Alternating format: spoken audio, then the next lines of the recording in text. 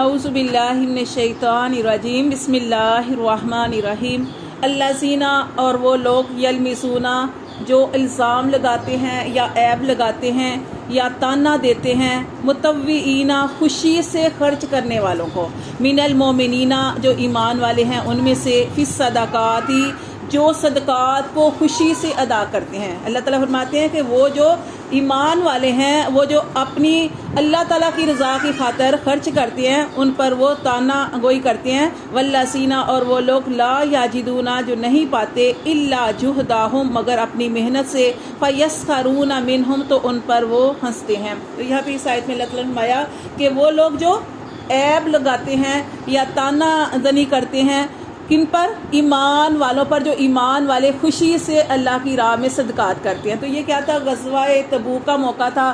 غزوہ تبوک کے موقع پر نبی صلی اللہ علیہ وسلم نے ایک بہت یعنی سب کو نکلنے کا حکم دیا تھا کہ سارے اپنے گھروں سے نکلیں اور جہاد کے لیے نکلنا تھا۔ اس وقت یہ جو تھے پھل وغیرہ پک چکے تھے اور بہت زیادہ گرمی تھی، اتنی زیادہ گرمی تھی کہ کوئی گھر سے جیسے باہر نکلنا بہت زیادہ مشکل تھا نا۔ تو اسی لیے اس کو آپ کتابوں میں پڑھیں گے، اس کو جیش الاسرہ بھی کا اس کا بھی نام دیا گیا کہ بڑے مشکلات کا یہ جو سفر تھا۔ تو اس وجہ سے ہاں یہ آپ نے واقعہ پڑھا ہوگا نا اس کے اندر۔ تو اس میں بڑا نکلنا جو تھا وہ بہت زیادہ مشکل تھا، ٹھیک ہے، مشقت والا لشکر تھا یہ، یعنی بڑی مشقت سے نکلنے والا، حوصلے والی بات ہے یہاں پہ نکلنا۔ لیکن چونکہ نبی صلی اللہ علیہ وسلم کا حکم تھا تو آپ دیکھیں کہ بہت سارے لوگ جو تھے نکلے تھے۔ آگے انشاءاللہ ہم واقعہ پڑھیں گے، کچھ پکے سچے جو مسلمان تھے وہ بھی رہ گئے تھے، لیکن آپ نے دیکھا کہ منافق تو وہ بہانے کر دیتے تھے، وہ تو ویسے ہی پیچھے رہ جاتے تھے۔ تو اچھا، اور کیا واقعی اس میں نبی صلی اللہ علیہ وسلم نے لوگوں کو فی سبیل اللہ مال خرچ کرنے کی بھی رغبت دلائی۔ تو یہی وہ موقع تھا کہ جس میں کیا ہوا کہ حضرت ابوبکر صدیق رضی اللہ تعالیٰ عنہ کے بارے میں آپ نے سنا ہوا ہے نا کہ جب آپ صلی اللہ علیہ وسلم نے حکم دیا تھا صدقات کا تو وہ اپنے گھر سے سارا مال لے آئے تھے۔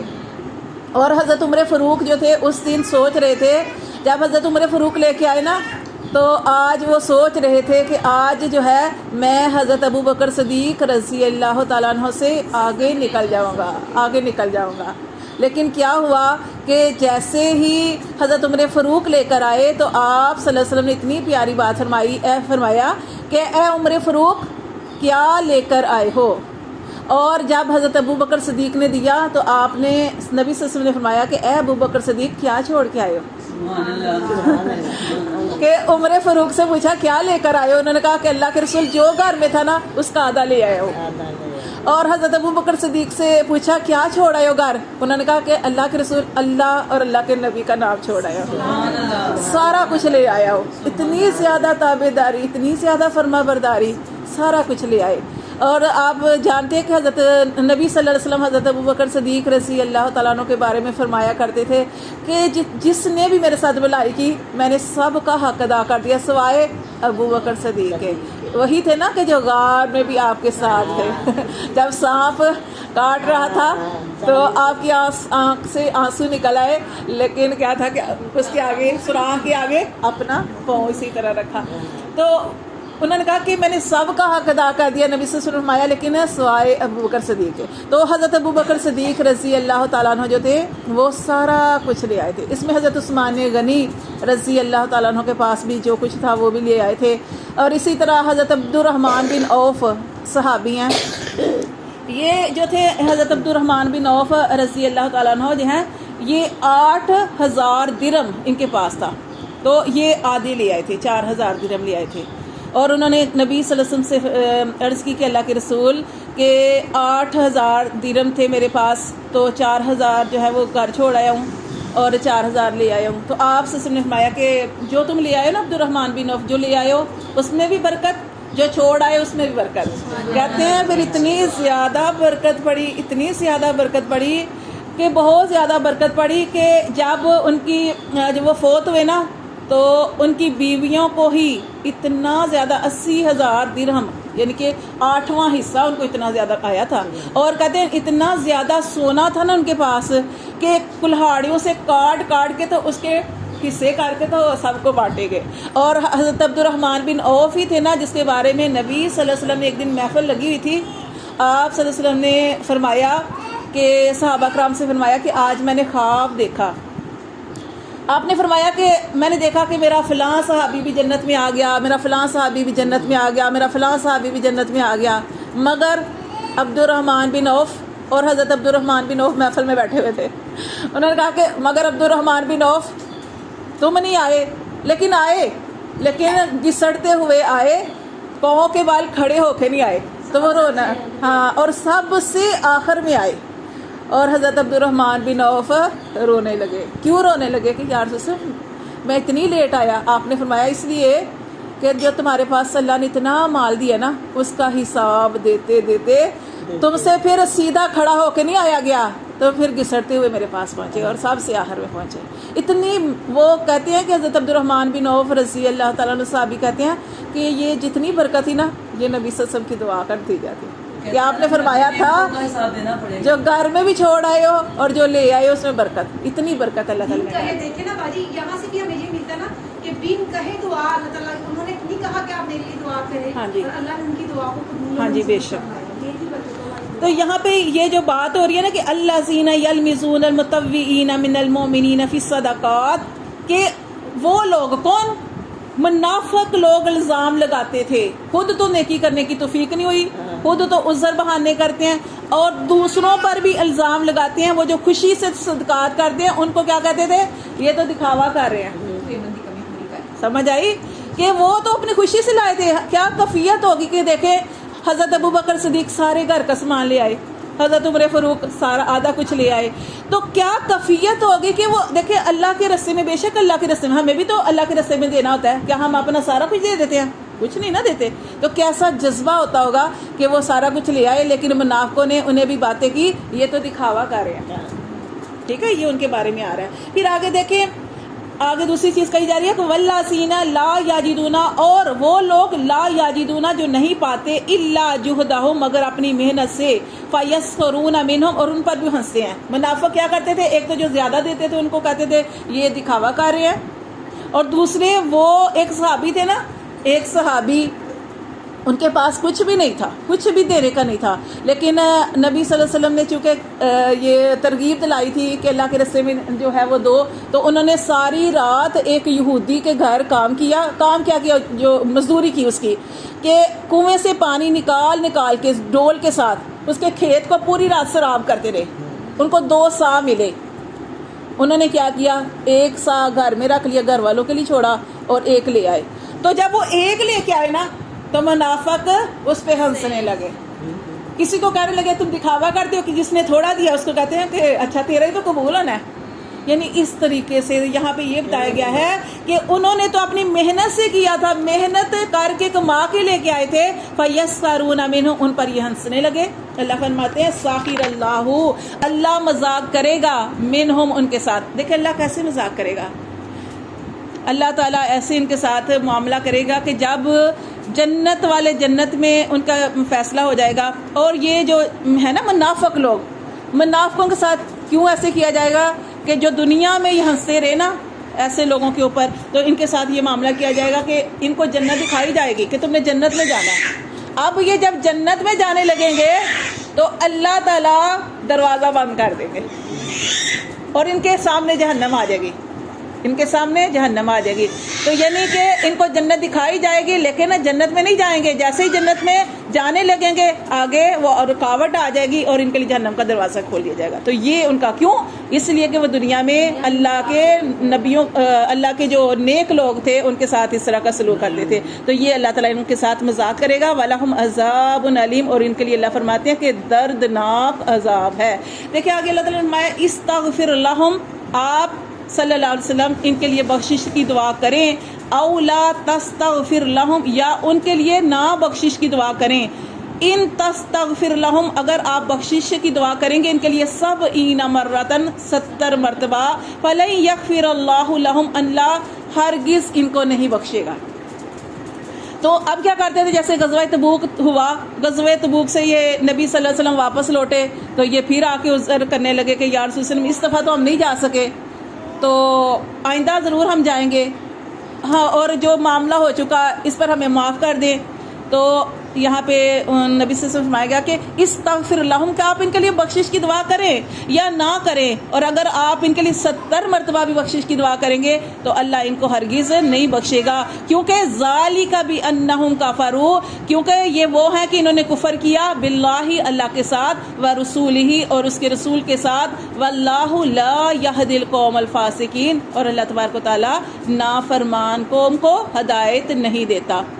پھر ٹھیک ہے نا، اس لیے آگے بھی انشاءاللہ وہ اس کا اور واقعہ بھی اس کے اندر آئے گا، وہ عبداللہ بن ابی، ہاں جی، عبداللہ بن ابی کا بھی واقعہ، کہ عبداللہ بن ابی یہ ہاں منافقوں کا سردار، اسی سے منافقت شروع ہوئی تھی.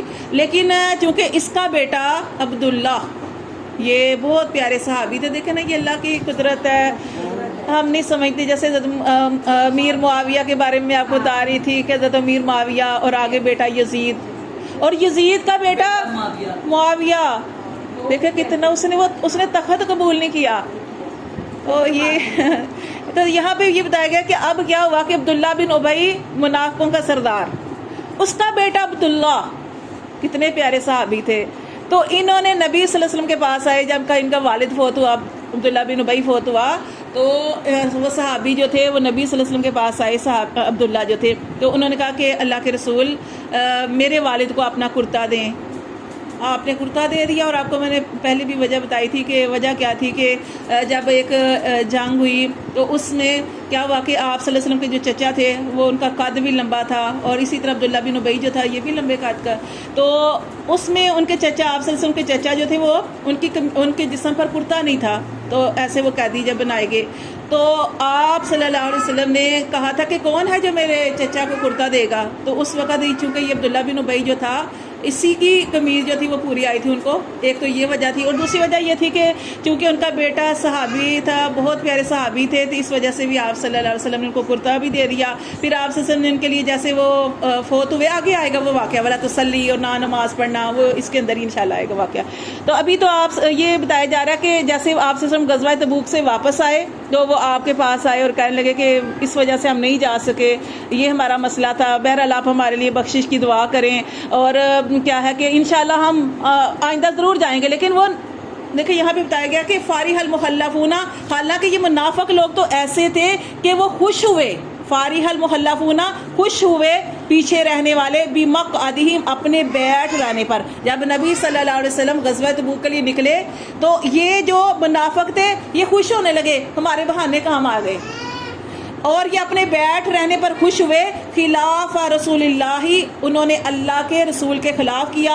وکارہوا، اور انہوں نے ناپسند کیا، یجاہدوا، کہ وہ جہاد کرے، باموالہم، اپنے مالوں کے ذریعے، وانفسہم، اور اپنی جانیں لے کر جائیں، فی سبیل اللہ، اللہ کے راستے میں. انہوں نے اس چیز کو ناپسند کیا کہ اپنے مالوں اور جانوں کے ساتھ نکلے. وقالوا، اور دیکھیں کہتے ہیں نا نیکی کرو، نیکی آپ کر سکتے ہو کرو. اگر آپ کے پاس مثال کے طور پہ آپ کے پاس مال ہے، آپ مال خرچ کر سکتے ہیں، اللہ کے راستے میں لگا سکتے ہیں، کسی کی ضرورت پوری کرنے پہ لگاتے ہیں تو آپ کریں. نیکی کرنا چاہتے ہیں کریں، اللہ اس کا بہت زیادہ اجر و ثواب دے گا. اگر آپ نیکی نہیں کر سکتے، اگر آپ مال خرچ نہیں کر سکتے تو آپ دوسروں کو ترغیب دے دیں کہ اللہ کی راہ میں خرچ کرو گے تو اللہ تبارک و تعالیٰ خرچ کرنے سے کیا ہوگا کہ اللہ تمہارے مال میں بھی برکت ڈالے گا. اور کیا ہوگا، مال میں برکت کے علاوہ یہ آنے والے مصائب، مشکلیں، مصیبتیں، یہ ساری اللہ تعالیٰ جو ہے وہ ہٹا دیتے ہیں. تو یعنی نیکی کی ترغیب دینا، ٹھیک ہے، کہ آپ نہیں کر سکتے نیکی، کسی کو سمجھا دیں. لیکن یہ منافق لوگ ایسے تھے کہ نہ خود عمل کرتے تھے اور دوسروں کو بھی روکتے تھے. تو یہاں پہ وہ کہا جا رہا ہے کہ کیا کیا، ایک تو انہوں نے خود اللہ کے رسول کے خلاف کیا کہ وہ جہاد میں نہیں نکلے، اور دوسرا یہ کہ وہ دوسروں کو کہنے لگے وقالوا لا تنفروا فی الحر، کہ تم بھی نہ نکلو، بڑی گرمی ہے، بڑی گرمی ہے، نہ تم نکلو فی الحر، گرمی میں. تو ہاں جی، خود بھی نہیں کرتے تھے، دوسروں کو بھی روکتے تھے. کل، آپ صلی اللہ علیہ وآلہ وسلم ان سے کہہ دیجئے، نارو جہنم، جہنم کی آگ، اشد حرا، اس سے کئی گنا سخت ہے. ابھی تم دنیا میں اس چیز سے بچ رہے ہو، جہنم میں جس میں تمہیں جلنا پڑے گا وہ تو ہمیشگی والی ہے جہنم.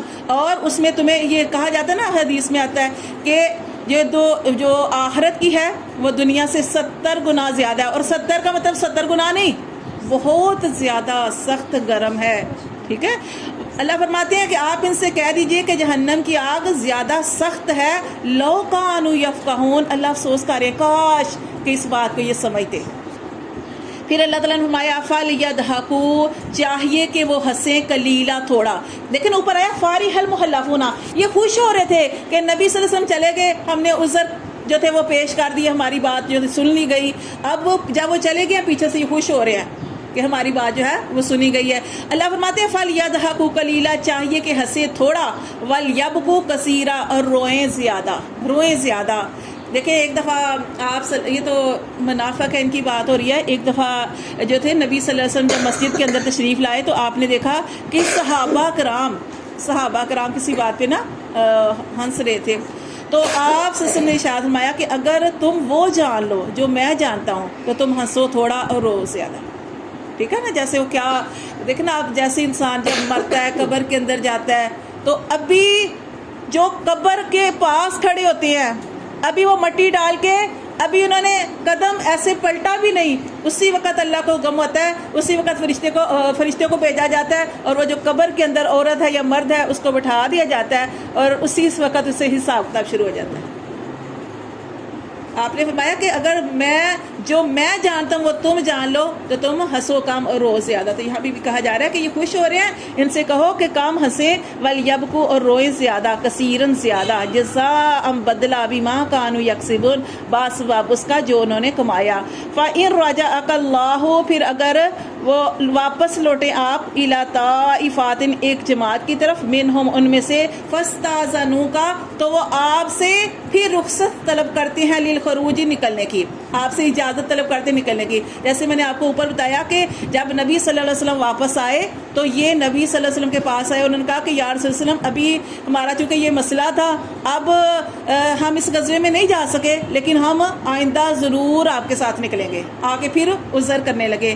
تو اللہ تعالیٰ فرمایا فَقُلْ، آپ ان سے کہہ دیجئے، لن تخرجوا، تم ہرگز نہیں نکلو گے، معیا، میرے ساتھ، ابداً، اب کبھی بھی، ولن تقاتلوا، اور ہرگز نہیں لڑو گے، معیا، میرے ساتھ مل کر، عدوا، میرے دشمنوں سے، انکم، بے شک تم وہ ہو، ردیتم، کہ تم نے پسند کیا، بالقعود، بیٹھ رہنے کو، اول مرہ، پہلی مرتبہ. جب تم نے پہلی مرتبہ میری بات نہیں مانی تو پھر تم اب کیسے نکل سکتے ہو؟ اب اللہ نے منع کر دیا کہ تم اب میرے ساتھ کبھی نہیں نکلو گے. فَقْعُدُوا، پس تم اب بیٹھے رہو، مَعَ الْخَالِفِينَ، ساتھ بیٹھ رہنے والوں کے.